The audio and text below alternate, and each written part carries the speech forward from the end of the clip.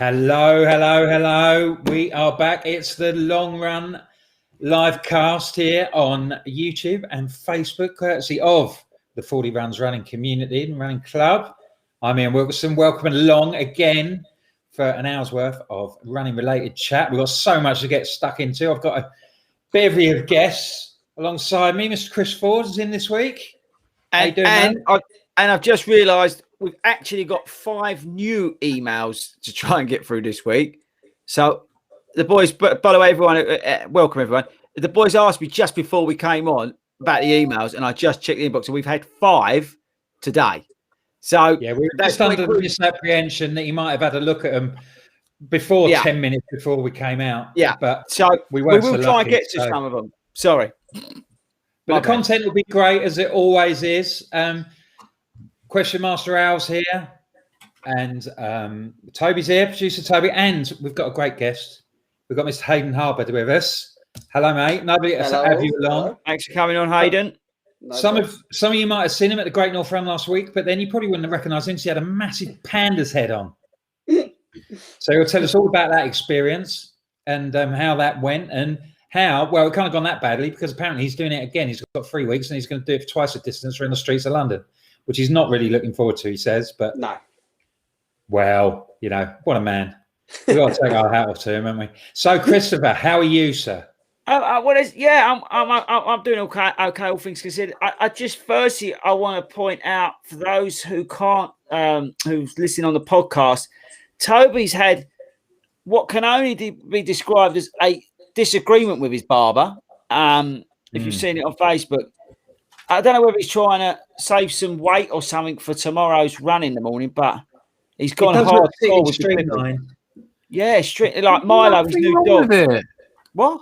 It's very Phil Foden, I would describe it. Can you let us know in the comments, please, what you think of Tony's new Tony? Hello, Tony. Toby's new Barney. Yeah, we don't know what Tony's new Barnet looks like, but Toby, as we can see, so perhaps we'll have a few words. Let us know what Toby's Barnet is, and if you're listening on the podcast, all I would say to you is he looks like he's about to go in the Marines, which there's nothing wrong with that. I think it's a good look. I can't swim.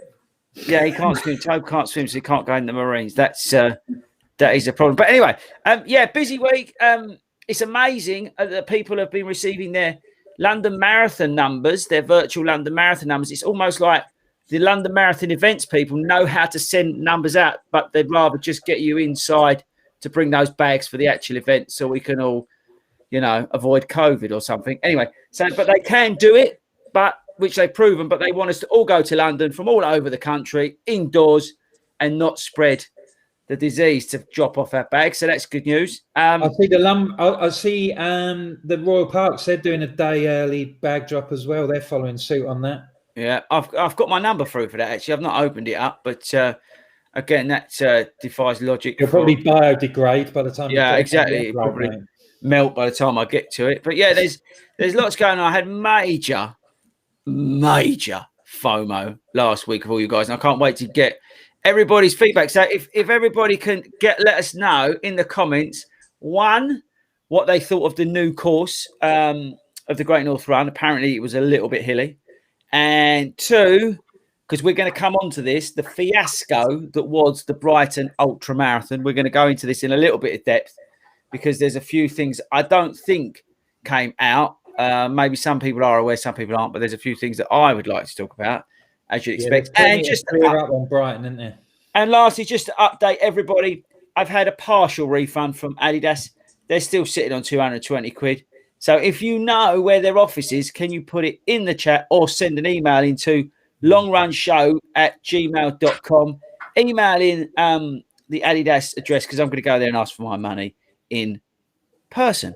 Right, that's it. So should we? Where do we go from here, boys? Right. Well, we'll talk about the week that's just gone. I mean, myself and Hayden, we were both in Newcastle, had a wonderful time, met loads of wonderful people. I did quite a lot of socialising, particularly on Sunday night, and staying the extra day. And Fletch led me astray on the banks of the Tyne. Met loads of people from great people of the FORDYs from the northeast. Karen, Ian, Lisa, loads of others. Sorry if I've forgotten anybody, but they made me feel really welcome, and it was great. I had a wonderful time. Oh, by the way, hey, can I just give a shout out? Because Petra, did you see? Just talking about, did you see she done 22 miles today? I know. And she got free drinks. She's like a machine. I know. 22 miles. Yeah. Sorry. Anyway, sorry, that's another aside. We always get a mention of Petra Warner in somewhere, and I'd like to think it's because we took her out for a bit of St. Louis. She did the Great North Run for the first time. Did she PB it? I think she probably did. Probably did. Oh, we've got to give a shout out to John for the super chat. I know he's listening on the podcast, and he dropped in, hit us up, and then left. So thanks a lot, John, showing love as always. So big shout out to you. So I suppose we better talk about the course change. So what was it like? It was tough. It was obviously people who have done it before. I mean, I'm not sort of au fait with the geography in the particular areas we go to. It's sort of like it's a dual carriageway, and I just got there and then turned around when I was instructed to by a marshal. So it wasn't as if I could give any sort of geographical insight, but it was tougher towards the end, definitely going up the hills from the second time. Hit a bit of a buffer at the Tyne Bridge, which was at about the 11-mile mark, and then it was tough. And also within that, not only was the gradient tough, but there were lots of people walking, so there was lots of human traffic as well. So it was quite difficult. How do you find it, Hayden? Yeah, I know you was dressed up, but yeah, that didn't help. But it was my first time, so it's hard for me to compare the route.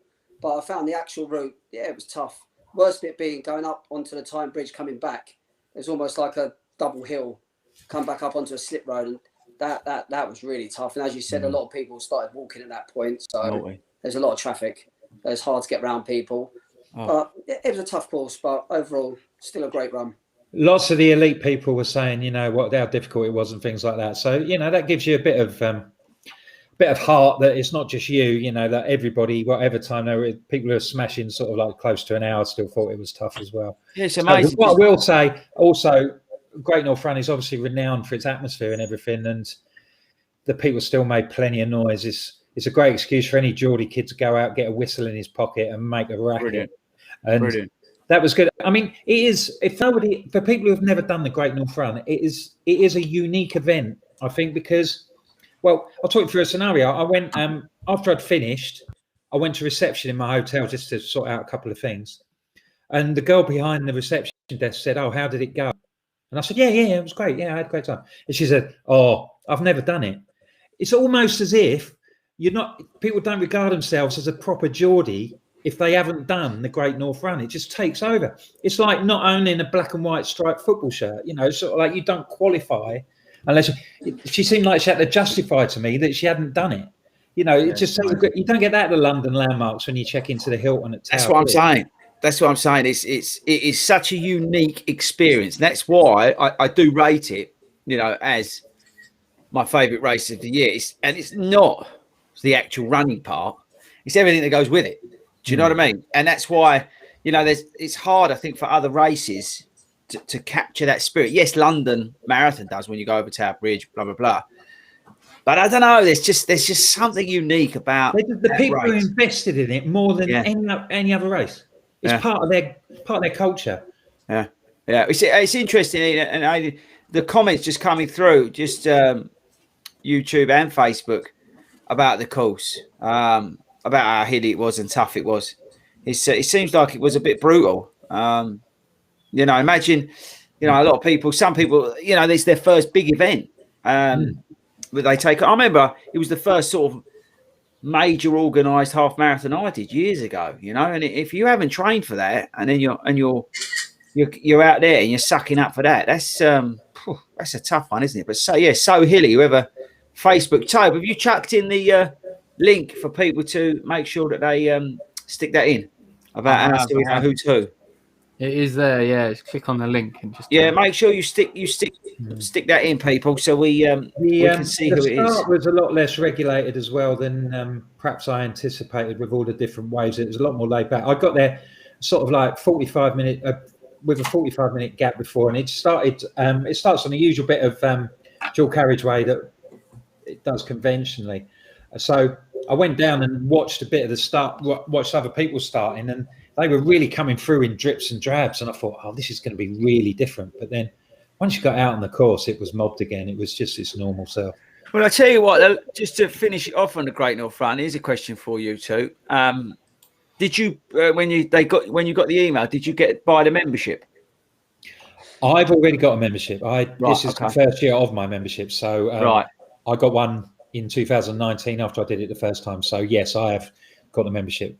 What about you, Hayden? Yeah, so this was my first time and I really enjoyed it. Mrs. run with me as well. She didn't enjoy it as much, but so we both wasn't sure about doing it again. But when the membership come up, we both bought it. For what it costs for the next 3 years. It's that FOMO, isn't it? Yeah, exactly. For and what it costs you know, years, obviously, expense is a personal thing, but I thought it was a good enough deal to get through and to go enough. But I don't know what it was. I think 2 years ago I played about 60 quid or something like that. But obviously, also, you entry in front of that. You don't have the egg of the ballot. Yeah. Do you know what I mean? Yeah. And it's all that. And I think, you know, London Landmarks, you know, as an example, and some of the other bigger events that do these ballots should look along that line of membership. I think it's a good shout, you know. Mm. We both run for charity this year, so we almost had to raise money for that, and that's 300 quid each. Yeah, mate. That as well. You know, it's a big saving. Yeah, no, it's definitely one to do. So, when are we going to talk? Yeah, while we were up there was all sorts of shenanigans going on. Yeah, that's what I want to get on to, mate. So I suppose we ought to get onto that. So congratulations to all the newly crowned ultra runners. Yeah, from the community. You completed the Brighton Marathon, which was 568 meters too long. Now, I'll tell you what, in the comments, YouTube, Facebook, whatever, or if you're on the podcast, whatever, you know, send it in on an email, longrunshow@gmail.com. How far did your Strava measure? Stick them in the comments. Be very interested to know, because there's a few differences in terms of what you ran. Now, Al's been doing some homework this week. So, Al, firstly, do you know what course? And I'm going to talk about something separate, by the way, to the course length.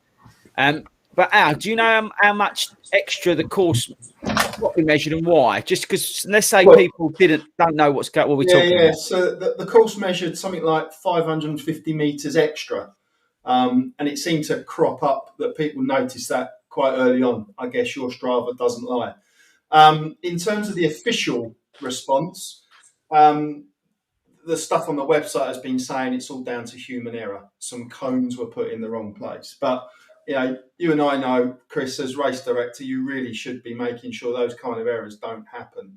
I know you're going to touch on it, but it raises questions about how the hell did they manage to get that approved as a race if they hadn't done things like measure their course. Yeah. To get a UKA license, you have to show that your course has been properly measured. That may have happened, but then something's clearly gone wrong between that happening and the course setup. And again, it's about nearly a third of a mile out. You know, it's not. It's you know, it's not the length of a penalty area, is it, or something like that? It's not cutting corners and Strava having a little bit of a wobble. Something's clearly gone wrong. You know, the start and finish would have been up a couple of days beforehand, and it feels like no one went out on the morning to actually do a pre-race ride through, which you'd kind of expect. You know, it's balls achy having to send someone out on their bike at 3 a.m. in the morning, but it's the kind of thing you do to make sure you get it right. They clearly didn't do it, and you know they're paying with some pretty crap PR. Again, I don't know if anyone's tried to do the calculations to work. Oh, that's a joke. That's a joke. That's a liberty what they sent out about how you calculate your time. Double it, deduct your age, add on your door number, and you might be close to something like 26.2. I mean, their PR department should be shot. Why you would send that out? Talk about dig yourself a bigger hole, sending that rubbish out to people, saying this is how you work out your time, blah, blah, blah, blah, blah. It's yeah, they need to sort themselves out. The good news is I might go down there next year, sort them out. Me and Tobe are threatening to do it, so maybe we'll go down there, Tobe. What do you think? Yeah, do you reckon with this haircut, that'd be like, well, No, they won't let you in with that haircut, mate. I'll be honest with you. I don't think you get in most places with that, Barnett. You'll get Al's actually got more hair than you, and you think about it, he's 82, right? He hasn't got his own teeth, but at the moment he's got more hair than you. Yeah, we don't need teeth for vegan food, do you? Yeah, that's true. Just eating grass, you don't need teeth, do you? So, Chris, I mean, joking apart, the reputation of this race is taken a hell of a kick. Yeah, I think, yes, let's say the PR department should be shot from marathon weekend. Don't get me wrong, the feedback I've got from most people, apart from the muck up in terms of the distance, I'll come on to the other thing I want to talk about in a minute, but in terms of the muck up and distance, everybody actually said it was a good event. It was well run. Everybody felt safe. And that's the most important thing, right? And the vibe was good. And that let everything down. I still don't know how they got their insurance because it wasn't a UKA licensed event. So I'm not sure how their insurance worked because maybe they've got they've got a large scale event. Sorry, Chris, how does that work about the UKA license? UK Athletics. So when you do a UK, when we've done it, when we get licensed through our license, we're then insured to do that event. You get public liability insurance and all that sort of stuff attached to the event. Yeah. And so we get that through England Athletics or UK Athletics, which is the body above England Athletics, Wales, Scotland, and all that sort of stuff. Yeah. And you get the insurance to do that. You have to provide, Alan's better to talk about it, but you have to provide risk assessments, COVID risk assessments, and all that sort of stuff. Measuring the course, there has to be an adjudicator there. I have to wonder where the UK Athletics adjudicator was on the day, because they're usually there to check that everything's done and properly done. But obviously there wasn't because there's no UK Athletics license. So I'm speaking totally out of turn. How's that insured? Big event like that. Yeah, but so that means they go unlicensed. Well, this is the other thing. They said that on the official thing on it, Al, that they said about that they didn't have time. I'm not here to defend them, but I would suspect what's probably happened is they've had a license for, let's call it the old course under the old regime, because part of their PR has said we only had 8 weeks to turn things around. So it feels like they've rolled forward everything they've kind of had, but haven't had time to check and put in place. This is the thing, right? Just updated risk assessment and updated course measurement, and therefore, they haven't jumped through all the hoops for the licensing purpose. When I was talking to the event people leading up to it, because as a club we had places. They still then, and I can't remember how close it was, they still didn't have council approval to do the event. So it was nip and tuck that event was going to go through. And I think it shows the fact of how close they were in calling that off by the mistakes that they made. Now, look, we're not here to have a go at them, right? That's not what we're doing. They put on a fantastic event. It's a shame. It's human error. These things happen to the best of us, right? They held their hands up. All right, they've mucked up the PR after it, in theory. But, these things do happen. So we're not here to have a go at them. But it does leave, I think, a bad taste in some people's mouths, and rightly so, because, they haven't got, maybe they were going for good for age or, a certain time, a qualifying time. That kind of thing wasn't able because they didn't get the license through in time. So, we're not here to have a go. And most people seem to have enjoyed themselves. I think that's, that's probably the best way to leave it. But what's interesting, now, I don't know, right, whether this is true or not. So what I'm about to tell you, if people who were there, please enlighten us. This is more from, I want the information. Somebody told me on Instagram, which is the first worrying sign, is that the guy who won it, or the person that won it, because obviously gender specific, the person that won it apparently was a club runner, and they told me that the winner was paced by a club mate who joined the race at an undetermined point on the course, jumped over the barriers, that means, right? Wasn't part of the race, jumped over, paced him, and apparently didn't jump over at the start, paced him for a long way before pulling out. He only took the lead with 100 metres to go after being paced back close to him. Apparently it was all over Twitter that whoever this club runner was got paced by his mate, and the mate jumped out and pulled him over the line. Now, I'd be very interested to know whether that's true whether everybody else saw it. Maybe some of the people who were spectating can jump in on that. But I mean, technically, that's cheating, right? Well, if you're getting somebody to jump over, and I mean, there's probably nothing in the rule book, but somebody to jump over from your club or club mate or whatever, and then pace you down to the finish. I mean, that goes against everything that what it stands for. No, I mean, it makes my blood boil. But I'd be very, very interested to know if anybody has anything else on this, whether it's true, because no one's seen any. I've not seen any pictures of the finisher, of the winner.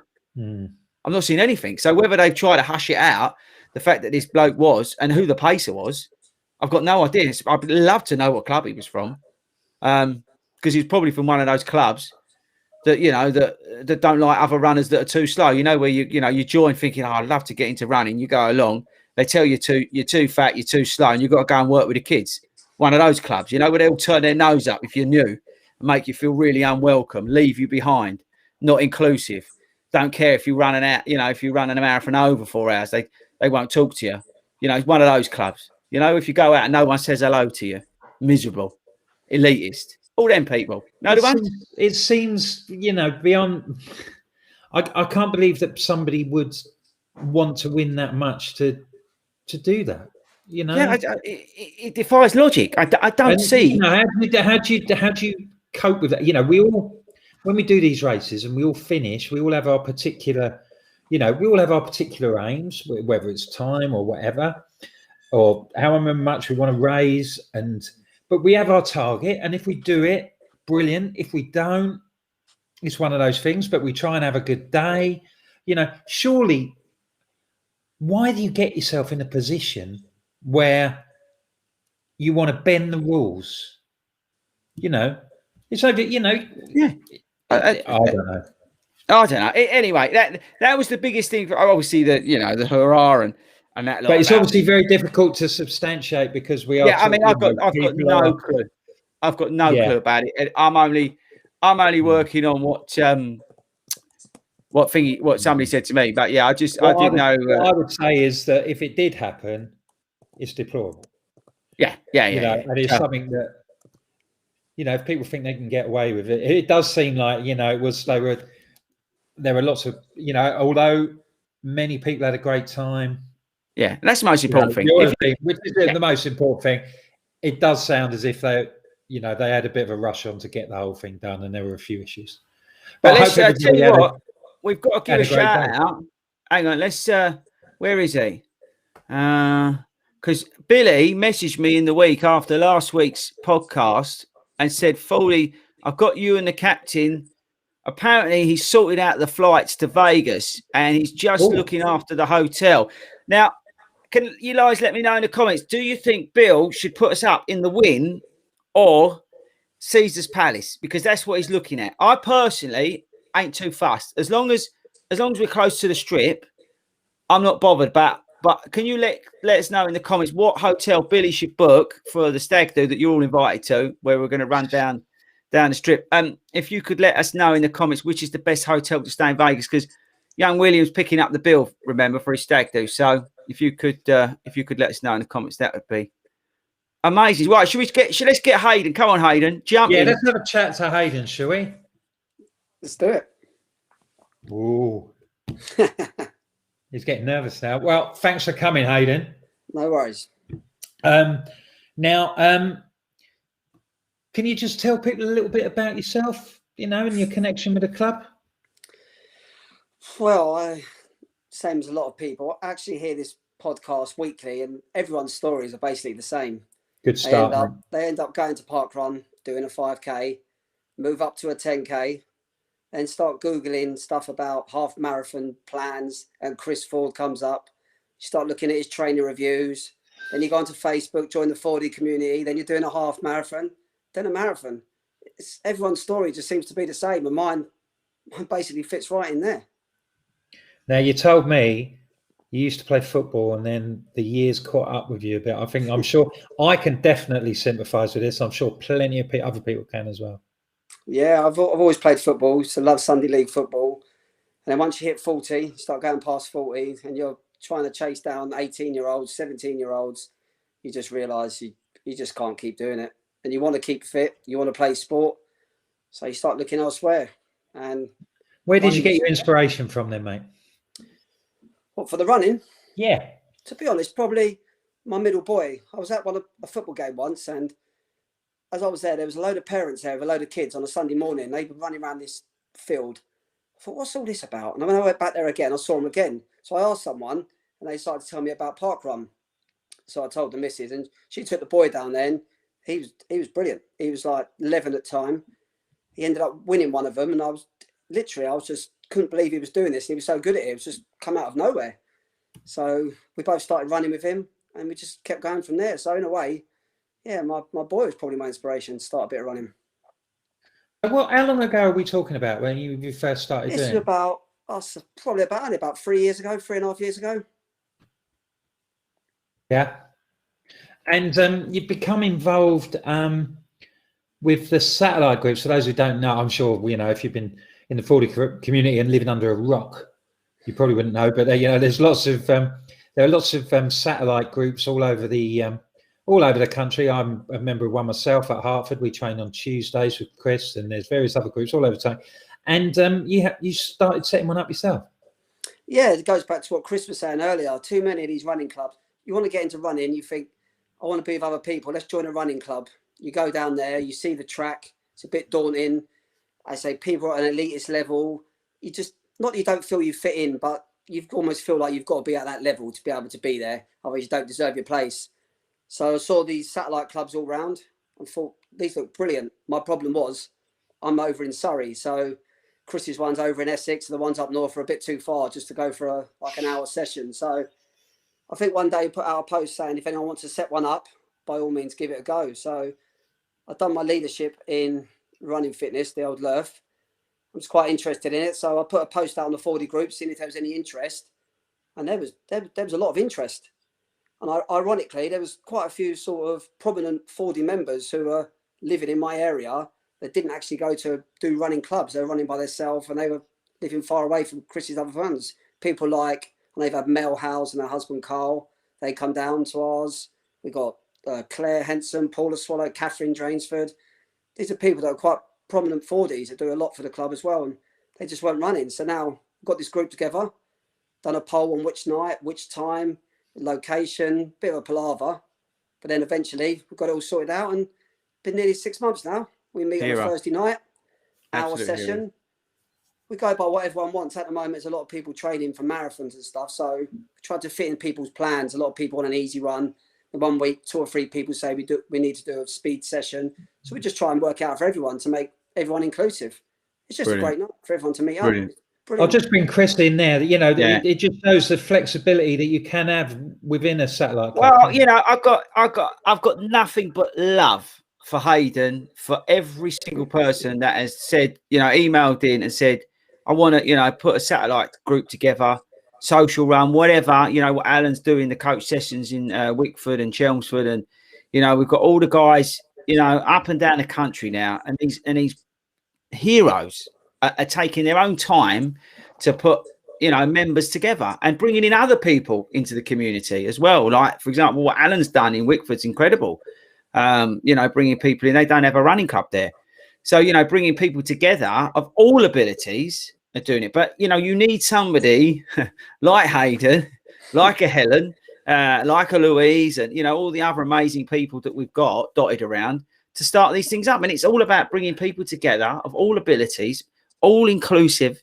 So you don't fear going along to running club that you're going to be made to look stupid or uncomfortable. It's not about that. It's about getting together, running, being social. Yeah, you want to get better. It's like, Ian, I know you come along because you want to try and improve different aspects. Some people come along because they want the social part of it. We do something here. Everything, social as well. And that's what it's all about. But it can't be done without people like Toby, Sabrina, who helped me out down here, and Eddie as well, and people like Hayden and the rest of the guys. It's selfless stuff. They got to organise it. They got to work out where they're going to run. What sessions they're going to do. Like, he's put himself through and done the LERF, which is amazing. So he's now insured to lead those runs and, and all that sort of stuff, and add a little bit of technical in there as well, which is good. You know, that's incredible to do that off your own back, you know, and that's why I say I'm blessed. I mean, I don't do nothing. It's now just an incredible thing that these people like Hayden are coming together and doing this. It's amazing. It really is. And honestly, when I see the post, like Kim, bless her, it's on the old social media doing an amazing job pumping it out there. You just see these people coming together. It's, you know, who didn't know each other. It blows my mind. It really does. And as I say, Hayden, like you, everybody, just thanks so much. It's incredible. If you so if you, I mean, you know, there were some big events this week. If you think about what a great time you had meeting up with people, you know, when you were at the Great North and or at Brighton this week, or the other various other events that we do, there's always a few 40s knocking about. You know, think about what great time you'd have at 6 o'clock or 7 o'clock every Thursday in your local park, if there were sort of 6 or 7 of you. You know, if you fancy going out for a run and organise it, get in touch. We can help, right? Alan is on a mission. We've had 2 or 3 emails just this week from new people who want to start new satellite clubs. So if you've got the time and you've got the commitment, or there's 1 or 2 of you locally, maybe you're sick and tired of going to your other running club because there's, you know, what I talked about. Okay, I get very passionate about it.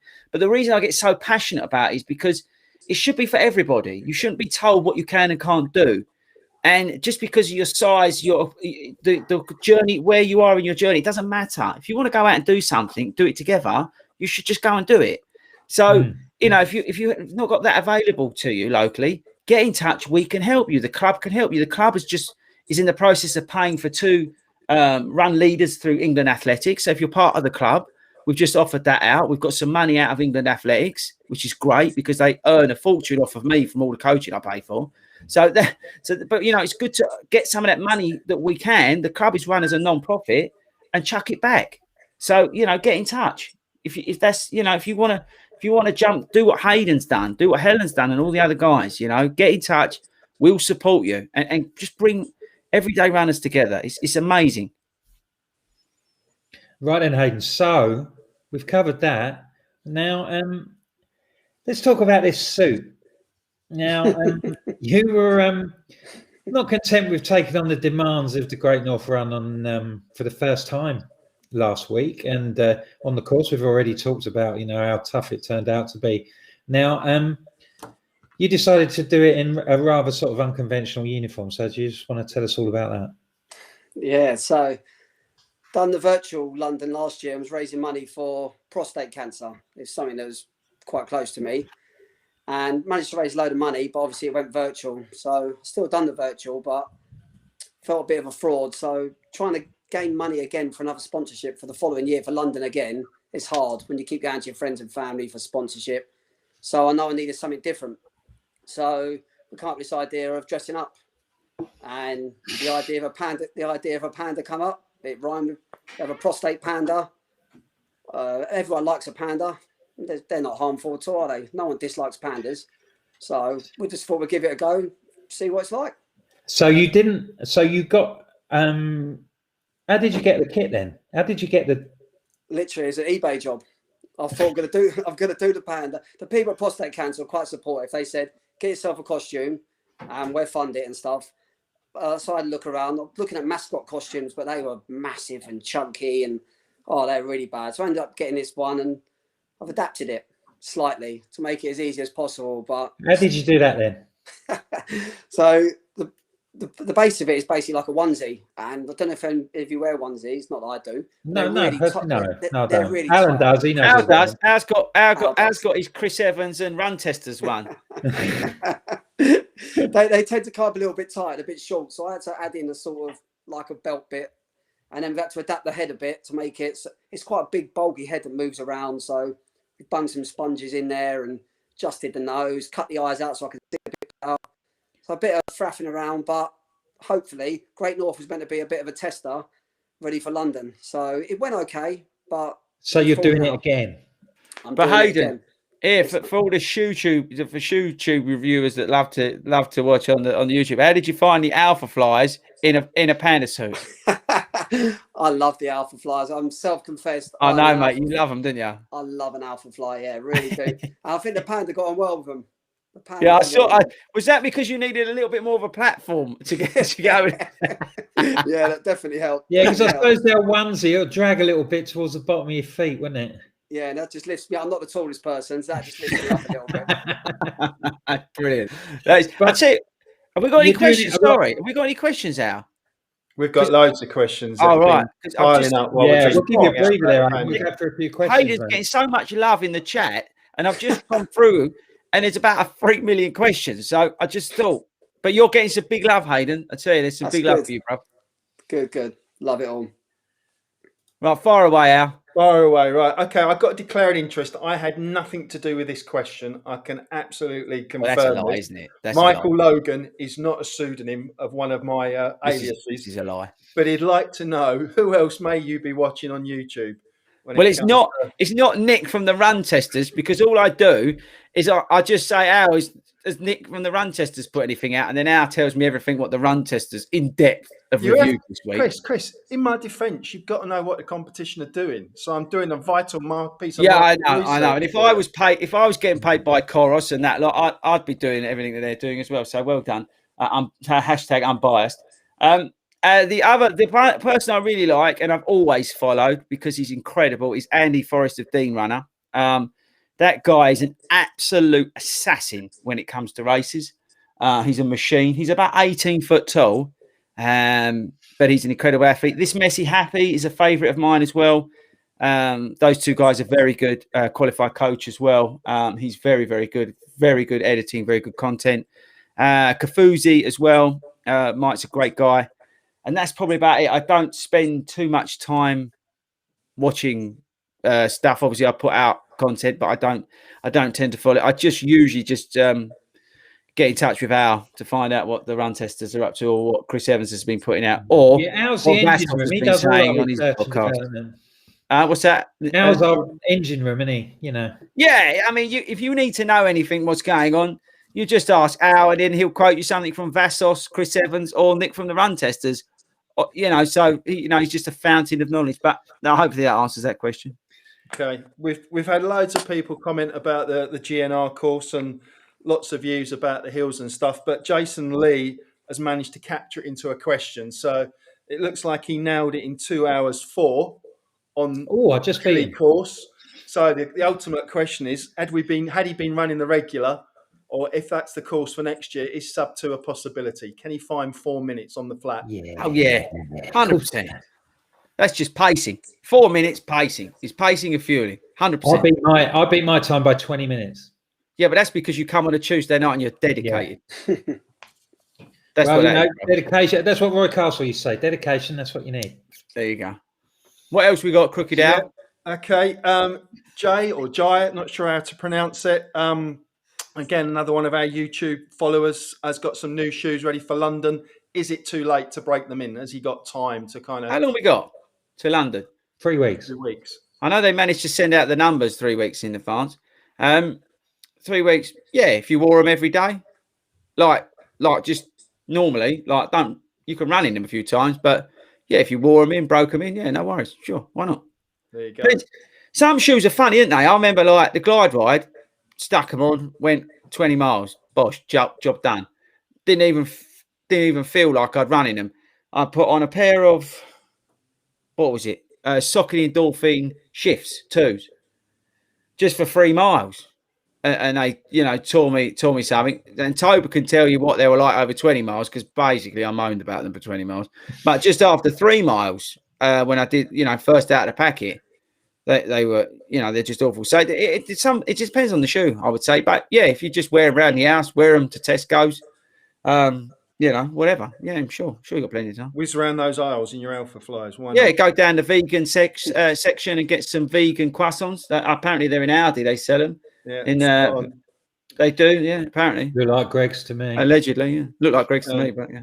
So one of our shy Facebook users is contemplating a marathon. Do it. But doesn't think they've got the time or the willpower. So what advice would you give them? How'd you just kind of pluck up that courage to go for it? What do you think, Hayden?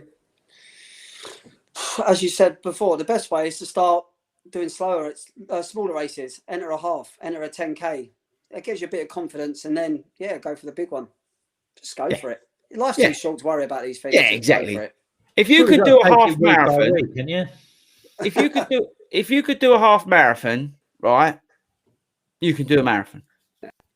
Absolutely, because to be able to do a half marathon, you've got to commit to a training plan, pretty much. Unless you're one of these lucky people like Toby, who's really annoying and can just run. Like he'll run 20 miles and like he's just been to the shops and back. But if you're not one of those lucky people like Toby, you know, you've got to dedicate yourself to a 12-week plan. You've got to go through the rigmarole. You've got to build structure into your life, and you've got to commit to what you're doing. So if you can do a half marathon, 1,000,000% you can do a marathon, because it's all about structure. It's all about, you know, putting together a plan for yourself, being selfish enough to commit to it and getting it done. All the other stuff is just noise. And it's, you know, you can do it. So absolutely, one, like Hayden said, life's too short. Get out there and do something awesome. Cool, excellent. So I'm not sure you'll know the answer to this, Chris. And yes, you've been scanning everyone's feed. But Colin Hunter, another YouTuber, wants to know how many Fordies are doing the Manchester Marathon. So A lot. if you're a Fordy, drop it in. Let us know. I'm sure we'll have a feature on that in coming weeks. The lovely Kim Tobin has got a couple of things for us to note. She's been to Caesar's Palace, apparently. So the good news is, Billy, it's lovely. Billy. The bad news is it's blooming expensive. Well, So, we ain't paying, I'm not paying. Bill's paying. So it doesn't matter. Bill's paying. Me and the captain into Caesar's. I'll have some of that. Thank you very much. She's also got a serious question. So she wants to know, obviously, it was difficult running further at Brighton, but you know, what would have been our reactions collectively had it been too short? Yeah, I'll make you right. Absolute Come up bloody half horror. a mile too short. I'll make you right, Kim. Absolutely right. Absolutely bang on the money. And I think that's, you know, you've got to take a step back from all the furore around it. Like I said, you know, when we was ranting and raving, the most important thing was, one, people were safe. Two, people had a good time. That's all that matters, isn't it? So, you know. Hang on, what's this Edinburgh? Hang on, hold tight. I've just seen something in Edinburgh. The reason I'm looking is because Tobe and I are doing Edinburgh next year. What's this doing Edinburgh Marathon? It's all about fueling. And me, In May. What should I take for fuel during the run? Well, you should practice your fueling before in your training, really. So whatever you have been using for training, or if you're going to be doing it, when is Edinburgh? It's not this. They're not doing it at the back end of this. Second bank holiday in May. Yeah. So between now and then, practice your fueling in your long runs and in your training, whether that be gels for convenience, natural food. If you can't stomach anything gel related, there's some good vegan products out there that Al can testify in terms of that are, and I'm not taking the mickey for once, that are gentle on your stomach. Chocolate hobnobs. Well, your chocolate hobnobs technically aren't vegan. That's another story. We'll go into that another day. But yeah, I would just say practice your fueling now, whether that, and get yourself something that you can tolerate, and then just get yourself set up and ready to go on it, really. But I was just because I'm only asking because of Edinburgh, because Tobe and I are looking at that as our A race next year, because apparently it's net downhill. It's going to be great. I'm going. Yep. It's a 40 runs takeover. Place, so. Should we hit the lightning round, chaps? And hang on. And before you do it, you all got hammered, by the way, about the lightning round. Somebody on one of my videos commented that they think it's hilarious how slow the lightning round is. They actually think it's brilliant. Now, what I couldn't say to that person is that you have to remember how long it takes Al to read something. You know, he is blind. He's 82 years old. We only get him for an hour from the home. So remember, they've only got dial-up at the old people's home as well. So yeah, at that age, it takes a little while to get through stuff. So Al's lightning, he thinks he's doing it really fast because of, you know, how it all works when you get to that age. Good for Al, you were absolutely hammered in the comments on one of the videos. So I'll leave it over to you. So Tobe, do you want to roll the titles? Nick would never say that.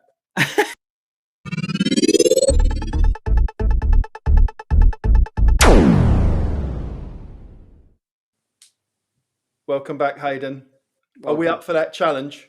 I'm up for the challenge. Bring it on. Should we just go for it? If you're a regular podcast listener, you know what's coming. You probably also know the questions, but let's go for it. Bucket list race. I'd go New York. Pre-race breakfast. Weetabix drink and a bagel. Favourite distance. Go half marathon. Half marathon. Adidas or Nike? I think we know the answer. Nike. Okay. Favourite brand of running shorts when Nike you're wearing them? Nike. Coke or Pepsi? Coke. Summer training or winter training? Go summer training. Okay. Road or trail? Definitely road. Okay. What's your one song playlist? Longer distance, a marathon. Something needs to get me going. Probably Survivor, Burning Heart, the one from Rocky 4. Okay. Love that. Gets me going. What's your next costume after the panda? Oh, just shorts and t-shirt. That's the lot. I'm done. There you go. I think we've set a new PB. Roll the slide.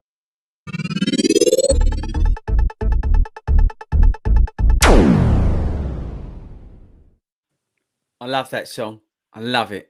Is it Hearts on Fire? Or is it what's it called? I know the one you mean. Yeah. Burning Heart, yeah. Yeah, it's such a good song. That really is. That whole Rocky theme tune. I remember when we did the virtual stuff on a Wednesday night for the guys, and we used to play music. It was really bad music, but we always finished off with the Rocky soundtrack. It was epic, just to get the guys through it. Definitely. Such a good theme tune. And I like that. Chris was auditioning for Hospital Radio on Yeah, it was Hospital Radio I was auditioning for. And I like that Hayden said that he likes the summer train, because you're not the first person to say that. I was surprised because the postman said that as well. And we've had a few guests who have said summer train.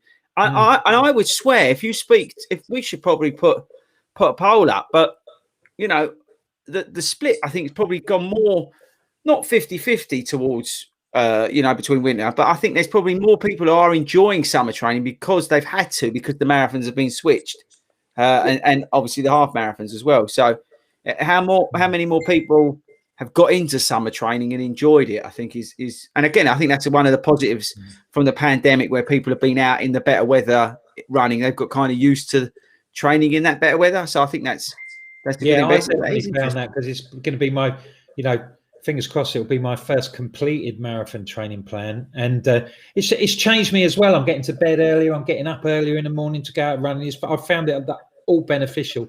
And obviously, if it's winter training and you're getting up in the morning, it's going to be dark. So that's going to be a little bit tougher when we start doing that, definitely. Should we get into some emails, since I've got so many that I've not answered? We've got emails, ladies and well, gentlemen. to be fair, I said read them out and we'll talk about them. It's just 5 that I've had, I think, the last 2 days. So again, right, people who are watching this, and we love you, and people who are listening to this as the podcast, we love you. But you have to remember, we don't know what we're talking about. We need your help. Get in touch via Long Run Show. Still don't know it, Ian. Episode 13. longrunshow@gmail.com. We want your questions. I will answer them eventually. We want your content. We want your ideas, because at some point we're going to run out of stuff to talk about. Yeah. Well, I might not. 3 months. I don't know.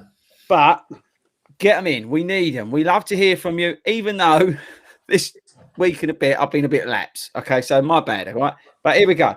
Now we're going to start with the older ones, because I think that's only right. Some of these are shoe related, so we'll back through those and we'll get them done a bit quicker. Oh, my life. I've just clicked into one of them. You won't be able to see it on the podcast. See how long this email is? Oh, blimey. If anyone's watching live, thank you very much. It's an essay. We'll come on to that another day. It's about stability shoes. This is where we should have done this before we went live, really. What's this wee business? Yeah. Look, another one. If you're watching on the podcast, I'm scrolling through my email, right? And I love you guys, because you sent me love letters in. But they're so long, I can't. That's another one we'll have to come on to. That's about carbon plated shoes. Right, here we go. Hold tight. This is my guy. Look, my guy, Raymond Morrow. Raymond, you're my guy. Look, short and sweet, to the point. So let's hit Raymond up. Greetings from Tennessee. Yeah. What a legend. Tennessee already. I did a marathon 2 weeks ago and now struggling with my training for my next one in November. My legs feel like lead and I cannot pick up the pace on tempo runs. Am I trying to move back into training too quickly, or do I need to quit whining and get working on those legs back into race shape? Thank you, Raymond from Tennessee. What a legend. Emailing it from Tennessee. Everyone loves Raymond. Al, we're going to put this over to you, qualified coach that you are. Let's put you under pressure. He's done a marathon 2 weeks ago, and he's struggling. He's got his next one in November. What would you advise? Coach hat on. November, September. Where are we? We're kind of mid-September. He won't lose a lot of fitness, so I think he's got to scale it back a little bit. Partly it depends on whether he's been able to get and do any decent recovery runs. I hope that the heavy legs and the aches and pains haven't prevented him from running at all, because that would be key, keeping his legs turning over. We all do need some rest, but I think it's also in the head. So some people will want rest and want to kind of start again because they want the plan. But if you haven't got that time, then I think it's, for me, what I'd be doing is I'd be going looking at my 18 weeks and seeing where I can drop in. If I've got that level of fitness, can I drop into week 8? And again, I think it depends on whether you're going for time, whether you're just going for the fun in terms of what expectations you lay on yourself. So I would say it's as much in the head as it is in the legs when it comes to doing back-to-back marathons. Yeah, I would tend to concur. I mean, the captain spoke about it last week, didn't he? When he was saying about, I mean, he had 3 weeks or 2 weeks, so it is slightly different. But I would, Raymond, I would go along with Alan and say, I want. Yeah, you said you quit whining and get on with it. I would, to a degree, quit whining, but understand that you're in a plan between the two and work through that plan.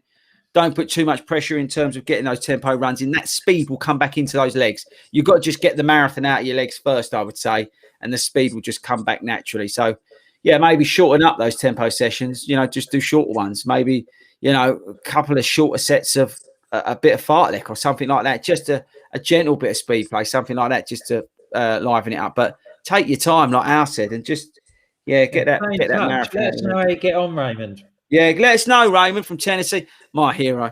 Right, Penny Rushbridge, who's coming up Snowdon with us, chaps. She's running up the mountain with us, which is good news. I have a question. I'm meant to be doing Warwickshire Bear Ultra. Oh dear, we're the worst people to ask about this. Where's Ian? Where's Ian when we need him? On Sunday. Well, good luck, Penny. Then London 2 weeks later. Well, London Marathon, sorry. Would you do it then taper? Well, yeah, I think after doing that ultra, I'd probably be laid out, to be honest. my taper would be me, like just laying at the end of that finish line probably for 2 weeks. I mean, that's pretty hardcore, isn't it? Yeah, I would do the ultra and then just, I mean, you want to tick over a bit, don't you? You want to, it's hard because I don't know you as a runner, so I don't know how much ultra marathons you're doing, but you really want to get something going through the legs, but you've got to get that. You've got to get some recovery from that ultra first. You don't, you're going to tear the life out of your muscles. So you want to give yourself plenty of rest, plenty of recovery, and then get back into it and just work gently into easing those legs back in. I would say I just wouldn't go mad. Anything else to add from your side, boys? Or I mean, we ain't got to now. From an ultra's point of view, hopefully you're not running it at your London Marathon race pace. God help us. Obviously, it depends on the kind of course. Is it going to be hilly? Is it going to be roads? They tend to be trail. So I think just take it easy. Enjoy the ultra. It will be time on your feet. Maybe a chance to practice fueling. Yeah. Use it to practice your 45 minutes or your 50-minute fueling strategy. Get some benefit out of doing that ultra. I've got a brilliant idea. Use the ultra to listen to the previous 12 episodes of the long run podcast that I can't even remember the email addresses. And I can just about pronounce the show name. How about that? There you go, Penny. What better way to spend 13 hours? Yeah. I've got one more question, and then I think we'll call it a day. And the only reason I'm going to get to this email because it's one of my local heroes, the postman. He's coming. Oh, congratulations on his exploits at Brighton. Smashed the life out of Brighton. And I'll tell you something funny about the postie. Before he did it, he was charging up Clayton Hill like he was like on the run from the old Bill. But he turned up on Wednesday, and we done a game thing because we was not mucking about, but it was something serious related to the training. But we did a game. He went out there, Toby, didn't he? They had a certain period of time to get to places and back. The postman ran just like Usain Bolt speed, 6K, done it like he'd never done a marathon. Like it's like he hadn't done anything at the weekend. He was just absolutely destroyed it. So he's a machine. Anyway, I can't watch this week, so he's listening on the podcast. That's good news, Posty. With London Marathon 2 weeks away, I keep seeing articles suggesting sports massage. Good for before and after the event. Most places offer either 30 minutes or an hour sessions.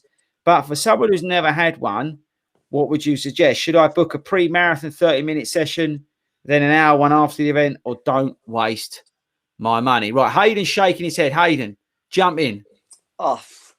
Personally, for me, if you haven't had one before, then don't waste your money. If you haven't had one before and your running works for you, carry on doing the same thing. Don't change anything. If you have one before and they go a bit rough, you're going to be in trouble on the day. He's absolutely right. I couldn't agree more with you, Hayden, to be honest with you. It's Hayden. It's like we're brothers and we're connected. Like, do you know, like through our minds. Yeah, I would say the same thing. I would, you know what? If you want one afterwards, yeah, do whatever you want. Go. I tell you what, Posty, I've had a brilliant idea. Why don't you take me and Tobes? We can't take Al because he's not allowed out of home. Wilco and Hayden. Why don't you take us to a spa, right? And then we can all have like massages and that lot. We'll get the Royal Mail to pay for it, and we can go. Yeah, that's a brilliant idea. Yeah, they're caning it. They can afford it. The amount of money you think that they are sending Alan all the shoes that the Run Testers review and all his vegan products and his vegan croissants from Aldi that they send to him. You think how much money they're getting. So no, I'm with Hayden on this. I wouldn't, if you've never had one before a marathon, don't do anything new that you haven't done. 100% don't do anything new because they could aggravate your IT band. They could go too deep on your calf muscle, or it's just not. It's a minefield. If you've had them before, some people really recommend it. Loosen up your calves and all that sort of stuff, and that's great. But I wouldn't do anything new 2 weeks out. And to be honest, the way you was running, bruv, on Wednesday, you didn't look like you needed much help. I'll be honest. McGreevy's a machine. He don't need that. You didn't look like you needed a sports mashup. But I look forward, us five, we look forward. Well, Alan's not allowed, but we look forward to coming along. I reckon Champneys is a good chat. What do you think, boys? Royal Mail, Champneys, day out? Do that. Well, I was up at Hanbury Manor playing golf the other day. That was nice. We go there. Yeah, you cleared up, didn't you, bruv? We've got our golf day coming up. I'm looking forward to that. Yeah, I was top banditry. Right, Al, have we got anything else? Because I've just seen, boys, that we've been talking absolute nonsense for 57 minutes. Yeah, well, I just want to come back on Toby's haircut. We've been conducting a poll of all our listeners and viewers. Yeah. And it was nip and tuck, so I had to give the final vote to Mrs. FORDY, and she says it just looks lovely. Yeah, well, she would say that. She would say that. She's so nice. She's the complete opposite of me. She's just so nice and genuine. Where before we go, can we just give a shout out for your Bridges run on Sunday? Yeah, give us the spiel on that. Yeah, so there's going to be loads of FORDY. So look out in the FORDY Facebook group. Stu Edwards has taken the lead on putting this together. So it's a charity event. We're going for a world record, apparently. It's a 25k walk and run across 16 of London bridges, and I will be debuting a new shoe come the weekend. That's recommended by Nick from the Run Testers. As recommended by Nick Harris-Fry from the Run Testers, yeah. So for those of you that are listening, it's a super croc. So it's a croc. you and I will be doing a croc challenge. Now, a serious note, you said it's for charity. Is there a page? Is it in the Facebook group where people can donate? What charity is it? Stu has put stuff up, so head to the Facebook page, look up Stu, and he's been providing all the details. Okay, yeah, if we could give a shout out to the charity, that we've got to get Stu Edwards. I know he's a busy boy. We've got to get Big Stu on the channel at some point. I think that would be a great convo up there with talking to Hayden. I think that would be a great one to do. So, my brother Hayden, yeah, my brother. So, thanks very much, Hayden. Thanks ever so much for coming on, mate, and giving us an insight not only into your panda wearing costume activities, but your great work with the Satellite Club down in Surrey. Yeah, thanks again, mate. And thanks very much for joining us. Welcome back anytime. Someone who offered some insightful advice as well, which is quite a rarity in this. Especially out of our us four. Yeah, that was good, mate. Yeah, it showed us right up. So that's lovely. Thanks ever so much for coming. Thank you all for watching and or listening. If you weren't able to catch the live cast on YouTube or Facebook on Friday, download it as a podcast on all your favourite Spotify and Yahoo. Amazon now, boys. Amazon Remember, now. Alexa, Amazon. play Long Run Podcast. Yeah. Apparently it works. Alexa, play Long Run Podcast. We had this. Toby, tell him. We had a report through that apparently some various people's Alexa started playing the Long Run Podcast last week when you mentioned it. So Alexa, you should do play Echo as well, Long Run Podcast. What?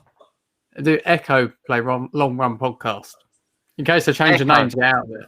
Hey, Yeah, Google, Echo. Long Run Podcast. So thank you very much, ladies and gentlemen, for listening. We'll be back next week at 7:00. Usual sort of nonsense, really.